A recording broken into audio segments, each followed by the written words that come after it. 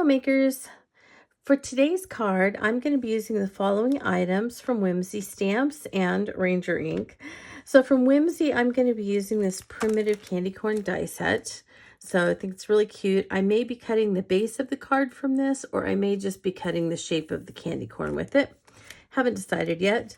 If I do decide just to cut the candy corn out, I will need a card base. I've pulled a couple. I have a blank one here. I have one that I made a couple of years ago with the tartan plaid stamp, so I may use that. I may also use the BOOkeh paper as the background. I'll let you know when I get there, all right?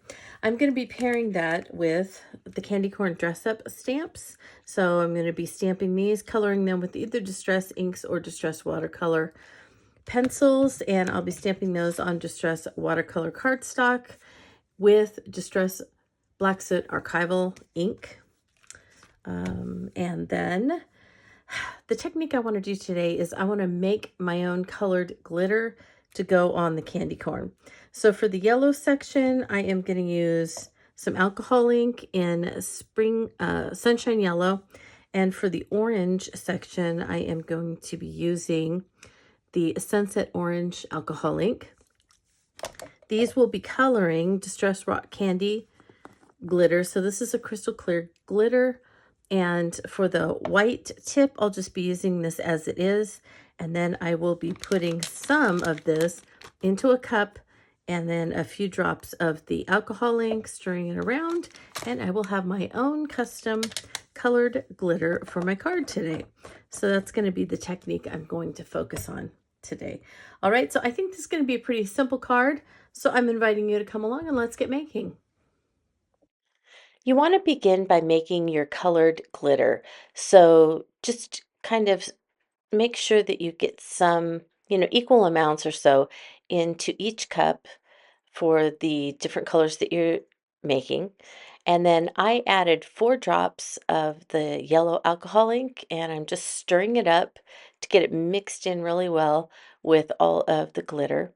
Now it's going to be a little bit darker when it's wet, and so you may want to let it dry and then decide if you want to go back and add more. Now, as I'm mixing, I am deciding that I do want it darker at this point, so I'm adding a little bit more alcohol ink. It's always easier to add than take away, and then you'll set it aside and let it dry. Now, while that's drying, I decided, you know what? There are some people that don't like glitter. So, what could you do if you don't particularly like glitter? Well, I think that this bokeh paper from Whimsy Stamps is perfect. So, I cut the candy corn colored bokeh paper with the die, and I'm positioning that onto the background, the white background. And then I was trying to decide which background I wanted for the card. And then once I had that done, I set that aside and I decided to start glittering my candy corn pieces. So the tips are both white, and so I just used the white paper. I put some Distress Collage Medium on there and then sprinkled my clear rock candy glitter on there. So those are going to remain white. And then uh, go ahead and put any leftovers you have back in to whichever container you're using. Now this is the centerpiece, and on a traditional candy corn, it's going to be orange. So I'm adding my orange glitter right over the white paper for the background. And so it's going to be fairly light as it's finished because it doesn't have any ink in the background. The only color is coming from that colored glitter. And again, put your remaining back into the container. And then here is the bottom part of the candy corn, which is yellow. So just putting some collage medium on that with the brush and adding my glitter. The second candy corn, I decided I needed it to be a little more vibrant. So I colored the yellow piece with Distress ink in mustard seed, and then the orange piece with spice marmalade, and then I went in and deepened it up with a little bit of crackling campfire to go under the glitter. So I did the tip in clear on the white again, and then I went over the yellow with the collage medium and added the yellow glitter on top. And then I went over the orange with collage medium, add the orange glitter on top. And so while those were drying, I decided to go ahead and color up my little candy corns so I could decide which of my candy corn dress up images I was going to use on my cards. And remember, I want to keep this simple, so I just stamped each one, just coloring them up with some distressed watercolor pencils. So right now I'm using black soot. I used spice marmalade for the orange. I used mustard seed for the yellow, and that is a little crackling campfire. I'm pulling in just a little bit of a darker orange there. I did use peeled paint for the green stripes on Frankenstein's bride's hair, her purse, and also on the hair on the Frankenstein one. I added a little purple with seedless preserves to the Dracula, to the ears, and then to the little trick-or-treat bag. The mummy's wrappings are colored with antique linen, and then I added a little bit of wild honey just to some of the shadows. And then I used my watercolor brush to go ahead and blend out all of those colors together and make them look more vibrant with the water brush. And then I cut them out with my scissors. Now I finished up by putting the glitter pieces onto the white base, and then that was going to go on my plaid background. The bokeh candy corn went on to the bokeh background, and I popped up each of the little candy corns and then used a sentiment from the same stamp set to finish it off. All right, friends, here are the 3 finished cards for this set. So here is the one if you don't want to do any of the glittering, right? And so I have the bokeh papers that I used from Whimsy Stamps. These are super fun. And so if I didn't want to glitter, I would just get that candy corn paper out. I would die cut it, and as you can see here, it kind of gives that sparkly effect without having to get messy at all. And so if messy isn't your thing, this is definitely the way to go. Then I added it on more bokeh paper. So this one is the bat background that's in the bokeh paper. And you can see all the little bats back here and around. If you want, before you put the candy corn on, you could go around and do some machine messy stitching if you'd like. And then I added the little candy corn dress up, who is the Dracula.